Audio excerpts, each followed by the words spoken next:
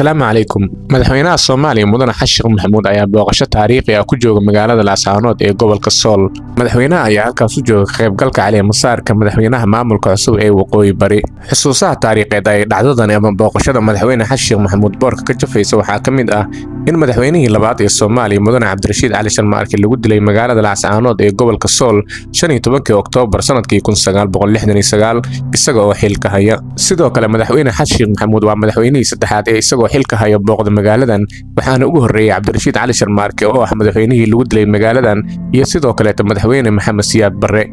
Arrinta saddexaad ee ay muujinayso booqashadan madaxweyne Xasan Sheekh Maxamuud waa in dadka degan gobolka Sool ay ka madax banaanaadeen maamulkii gardarrada ahaa kaasoo doonayay inuu ka saaro Soomaalinimada iyo in sidoo kale ay ahaadaan kuwa ka soo horjeeda jiritaanka ummadda Soomaaliyeed. In dadka degan gobolka Sool ay yeeshaan maamul ay u madax banaan yihiin sidoo kalena ay la midoobaan gobolka Sanaag iyagoo dhistay maamul goboleedka Waqooyi Bari waxay muujinaysaa inuu miro dhalay geedkii ay ku waraabiyeen xinjirahooda dhiigga ah kaasoo mirihiisa ay guranayaan sanadka 2026. Gobolka Sool gaar ahaan magaalada Laascaanood oo ah meel ku suntan halgan ayaa waxa ay sidoo kale mar kale noqotay 2026 in loo caleemo saaro magaalada midnimada Soomaaliyeed. Madaxweynaha Soomaaliya Mudane Xasan Sheekh Maxamuud ayaa kula dardaarmay dadka dhistay maamulka Waqooyi Bari inay sameeyaan dulqaad isla markaana ay hagaajiyaan deegaanadooda sidoo kale ay nabad ku noolaadaan.